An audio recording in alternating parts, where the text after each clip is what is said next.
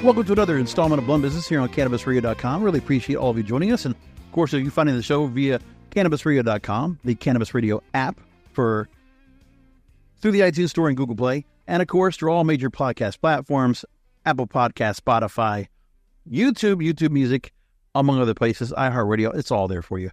If you haven't subscribed yet, if you haven't rated and reviewed, please do so. We'd really appreciate that. So my guest for the program today, we've had this company on a number of times, going back as far as I've been hosting Blunt Business for some 6 years ago. And that company is the first and leading human capital management company for the cannabis industry. They allow cannabis companies to manage payroll, human resources, timekeeping, scheduling, and tax compliance, and they minimize compliance risks in the ever-changing cannabis regulatory environment. That's why I'm joined with the CEO at Wurk, and the website is enjoywurk.com. I'm here with their CEO, Deborah Saneman. Deborah, thanks for being on with us. Thanks for having me. So like I said, we've had various people from Wurk featured on the program, and glad we have you go and join us here because it's been a little bit since you've joined on board and you've been with the company, but then moving up into the CEO role. Glad to go and have you on and go and talk about the job market and various things that are going surrounding that. From processing payroll to minimizing compliance issues, Wurk simplifies management and allows professionals to spend more time elevating their business through innovation, assurance, wisdom, and creativity. That's the mantra. Now, there was a recent announcement that your team put out about a refreshed brand identity and that, quote, your product team has been capitalizing on the wealth of knowledge within our accumulated cannabis data set for compensation benchmarking. So tell me about the announcement and what really came from that. One, the brand refresh is really to show how we're continuing to evolve in the industry and be more multidimensional. We have over almost now 10 years have been using our data to be able to help decision makers make better informed decisions about their workforce, about the cost and the value of their benefits, and their total rewards that they're offering their employees. So we're excited to be launching our new cannabis comp benchmarking tool to help assist our clients with making sure that they are able to attract and retain their employees by offering them a very robust total benefits and rewards program. Now, with that said, when it comes to the data set for compensation benchmarking, one of the things that you could tell me from the data that you've been able to accumulate in those 10 years, the level of growth the industry's had and the possibilities for those that have come into the industry. Obviously, we've seen, in the last 10 years, there have been new programs to go and create recruiting processes or education out there.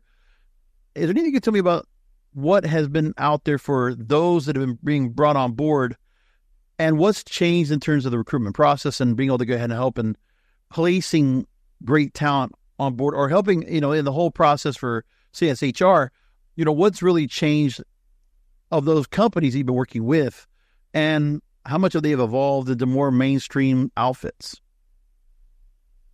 Sure. I think the biggest change that we have seen is a more robust benefits offering.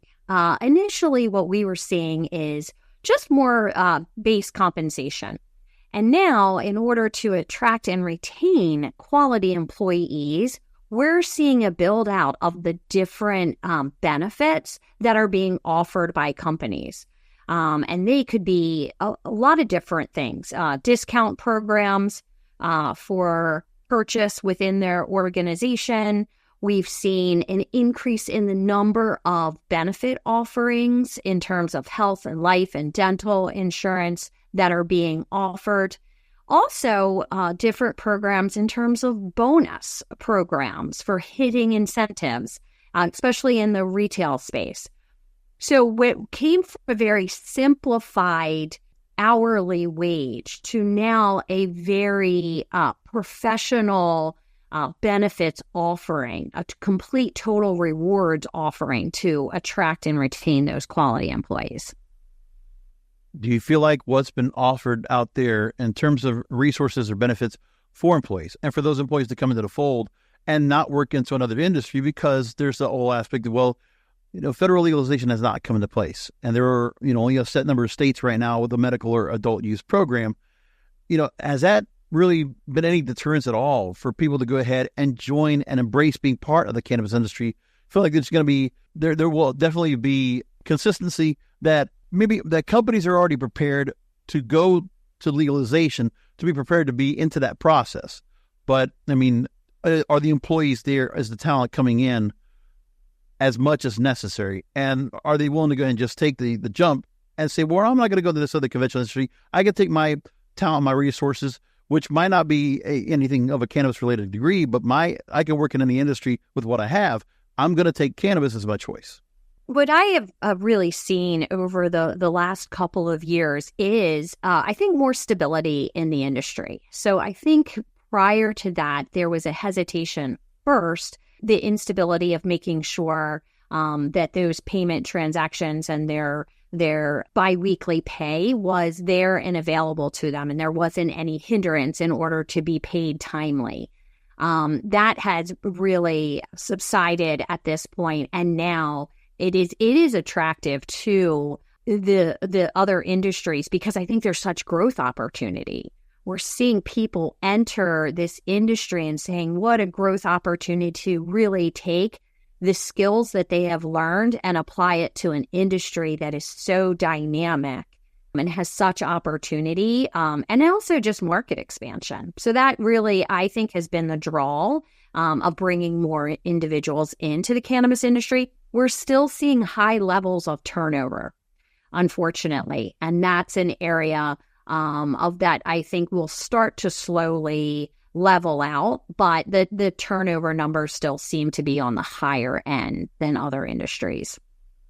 The other thing I would think about is that about how many employees are coming into the industry or they're making their way in, because, I mean, if you look enough on social media, there's so much, it feels like a dystopia for those that are in the job market and for saying, okay, trying to get their resume, get it through an AI checker because of how little human input or human oversight is going on with any processes of bringing in new employees, bringing in new talent, to the point of, availability of jobs, because, who's paying right now at all and who's actually really offering some real benefits. Because I feel like also the job market's also changed by the employees we have that are coming in and how well equipped they are to jump into the space.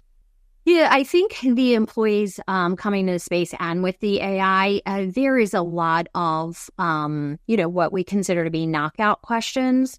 So I think really spending time to make sure that you are being showcased appropriately in and on your resume to show the different skills that you have, not necessarily experience, but it is the skill set that they're looking for.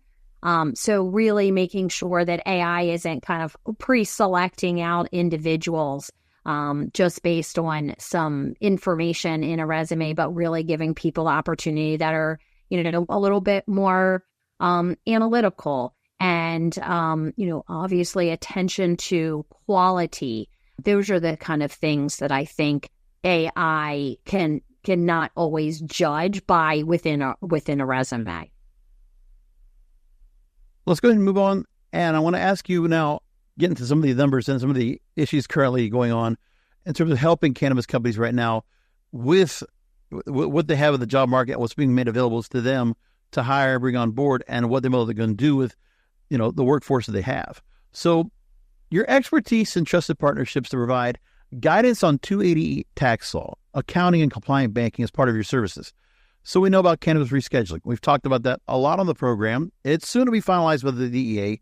And we've spoken about the impact it will have on allowing companies to no longer be subjected to the 280E distinction. So that extra money now, that's going to be reinvested.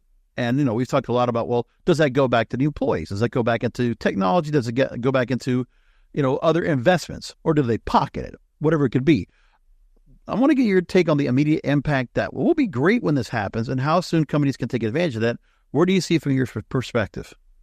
So we really see that if and when this does happen, it will I think it's going to be spread across many of those different areas. I think first is going to be an investment back into the business, be able to do a little bit more in terms of learning and development and training, but also the opportunity to maybe gain some additional efficiencies, add more values and benefits for their current population to continue to retain them. Because it's just always seems to be a struggle in terms of that turnover number. So I think that by 280E and rescheduling, it is really going to have an influx of cash back into the organizations. And I think that it is going to be dispersed over a couple of different areas. And I also think along with that, if there is a way of kind of ratioing out whatever that reinvestment can be in, I definitely think bringing back to the employees and giving back to them and helping them bolster their, being encouraged by the fact that the company's really standing behind them and they're showing this real token of appreciation for what they're doing.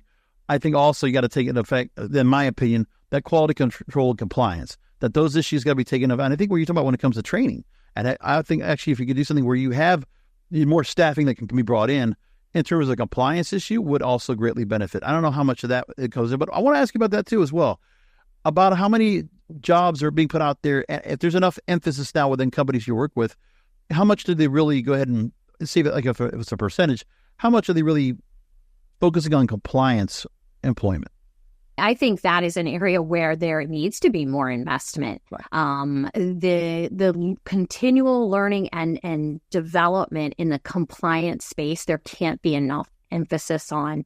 We've seen an increase in the desire to have formalized training programs, cannabis-specific content, and a complete learning and development program that's not just a one-time as the employee joins the organization. Yes, there's a piece of that in terms of onboarding, but we're seeing a need from our clients to have full learning and development programs where over like every 3 months, they're taking additional courses in terms to make sure that their teams are in compliance. I'm here with Deborah Saneman, here, CEO at Wurk.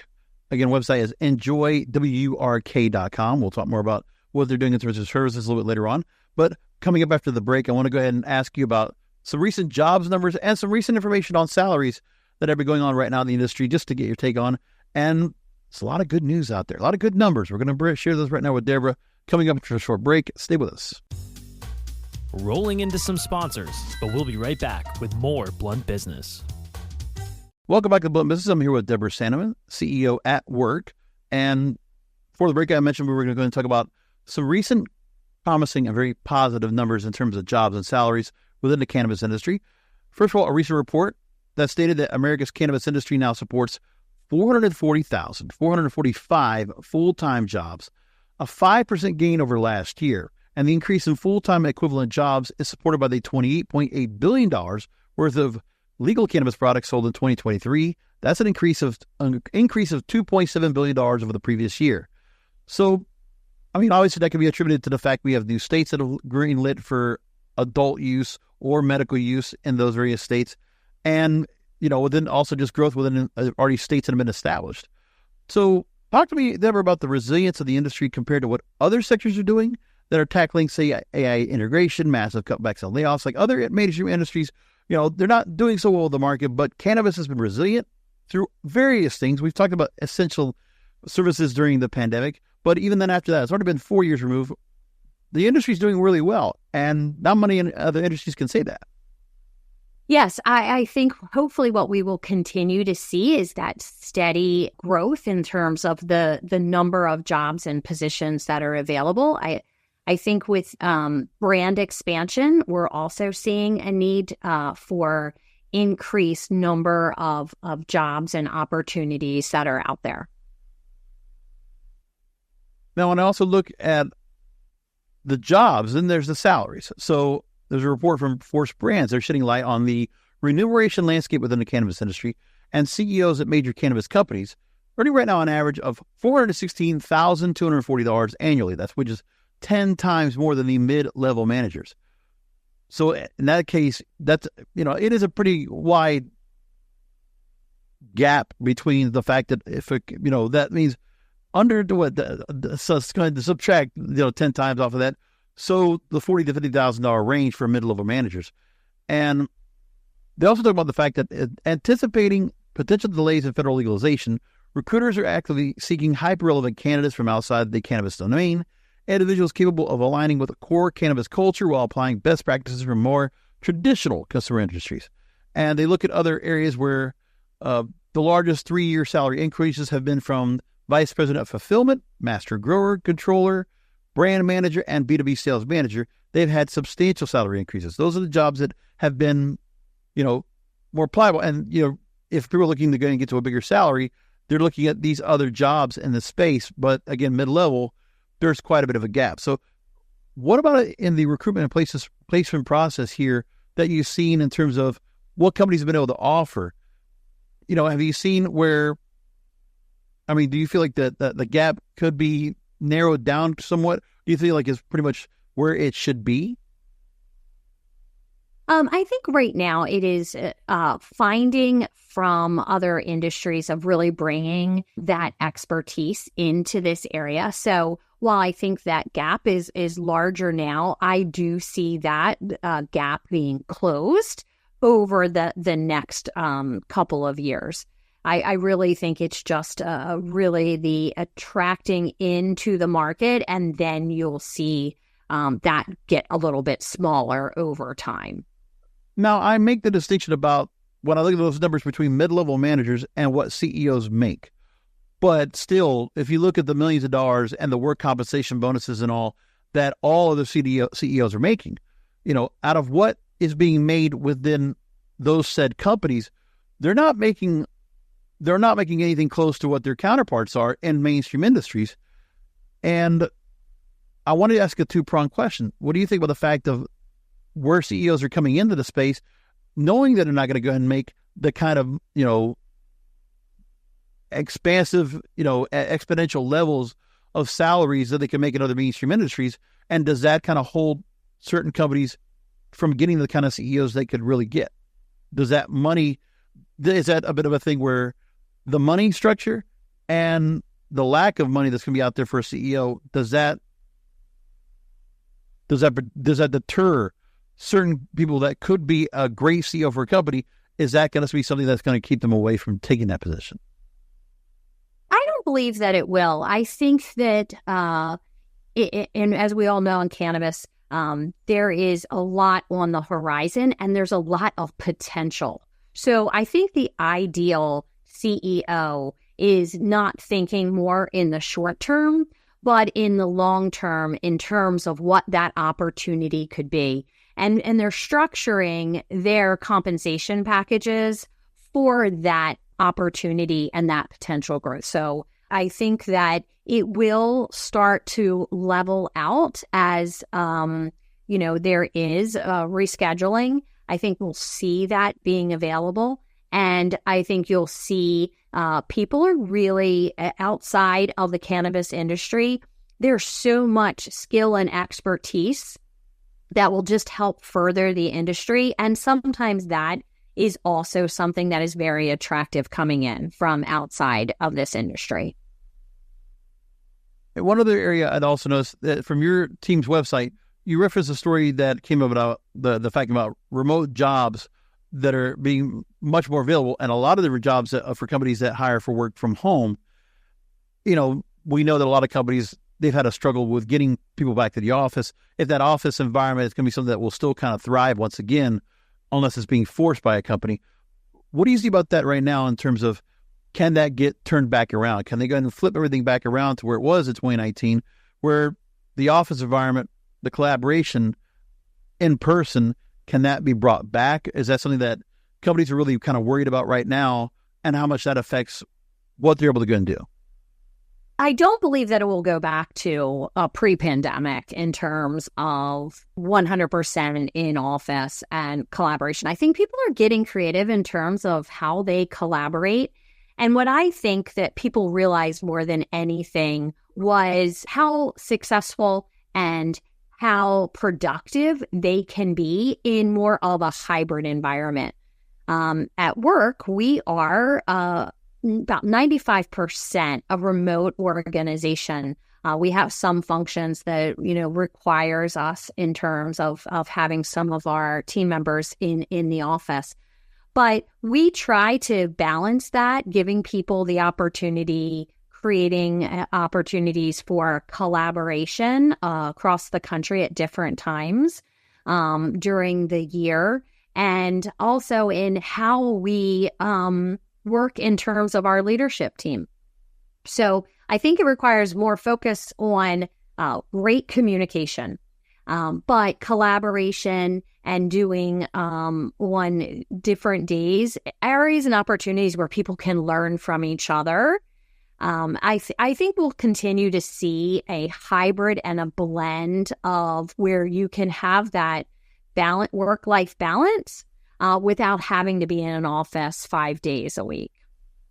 We're going to go and come on back. I got other questions for you real quick. You had a recent interview with Cannabis Business Executive and talking about the fact of how a major company that dealt with payroll issues for the cannabis industry, and as for a lot of other industries, dropped out roughly about a year and a couple of months ago.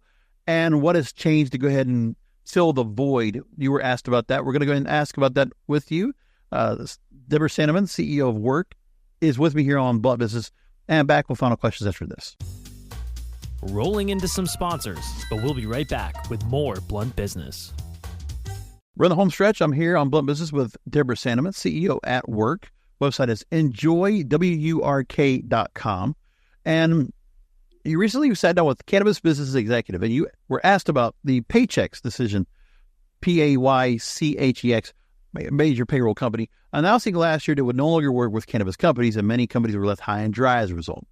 You told them, quote, Paychex lost their banking partner that supported the cannabis business, and a lot of generalist payroll companies that don't have the banking partners and relationships. And went on to say that they didn't have banking redundancy, and at that point, it wasn't really worth the risk for them to continue the industry. In this industry, it doesn't mean that they might not enter the market later, but right now, it just didn't make the sense to them due to the climate of the banking networks. So, as we talked about already, rescheduling, if we see that rescheduling is going to come into play, we know what it's going to do from an accounting standpoint. Could it make any changes from a bankroll standpoint? What people might perceive of cannabis now being scheduled to Schedule 3. Has anybody really stepped in to fill that void for these companies that are working, with that might be clients of yours? And do you see any payroll companies that are going to answer the call? They might have found their own banking partners, and they can go ahead and come in and take the place. So with the Paychex exit, I think it was really a wake-up call to the industry of the focus and how critical compliance is in this area and banking redundancy. At Wurk, we continue to do our due diligence and continue to expand out our banking relationships to really meet the need of our clients in their expansion into many different states. We have not seen really any other payroll companies kind of enter the space if they haven't already been in it. What I would caution other providers is to really make sure the worst thing that can happen in this industry is to have another Paychex situation, to have them be in the market for a year or two and then have that stability removed and not giving an opportunity for them to find another provider in, Paychex. It was a 30-day notification. That's very disruptive, very stressful already on these organizations to have to move and change over all of their processes and make sure that it is, pretty seamless to the employee. So we haven't seen any other companies. I think that rescheduling gets us a step closer, right. But until there is banking reform, which is even further off, I don't see anyone else wanting to really get into this space and be able to continue to have that redundancy that is so critical for this industry. But in the meantime, for those that are looking to try to find their way into switching payroll providers and helping in that conversation, that is something that Wurk can do. That's where I want to go to the website, enjoywurk.com. One of the first things I see prompted up is looking to switch payroll providers, and you offer that service. Go ahead and talk real quickly about what you're able to do with Wurk in terms of that, and really just take us into a broader sense of what the scope of services that you're able to go and provide that you're really looking to go ahead and talk to our listeners to go ahead and reach out and have them reach out to you. So we are a full human capital management platform with our expertise and specialty being focused exclusively on the cannabis industry. So we understand the challenges of the compliance challenges. Also, we have partnered with select partners who understand the industry and the nuances. That is really where our expertise comes into play, understanding all of the challenges of 280E reporting while it still exists, and also with all of our timekeeping, scheduling, software, focusing more recently on the learning and development side of things with very cannabis-specific content to help onboard employees and also help the employees remain compliant in terms of what they're doing on their day-to-day job responsibilities.